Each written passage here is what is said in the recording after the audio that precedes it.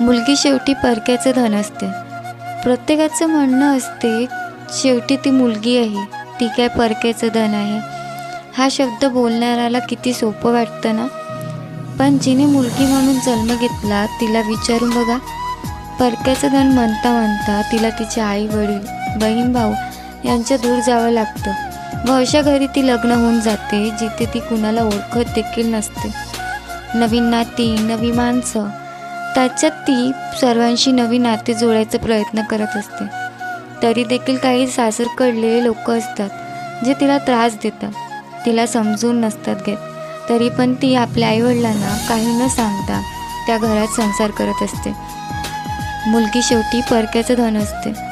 मुलीचे आईवडील हा विचार करून लग्न करतात, माझ्या मुलीला चांगला जोडीदार मिळेल व ती सुखात राहणार. आम्ही जगात नसलो तरी पण तिचा जोडीदार तिच्या सोबत असेल असं विचार करून लग्न करून घेतात. ताई वडिलांसाठी पण खूप अवघड असतं. जिला लहानाचं मोठं केलं, लाडाची लेक म्हणून इतकं जपलं, तिला एका क्षणात परकं करून खूप कठीण असतं.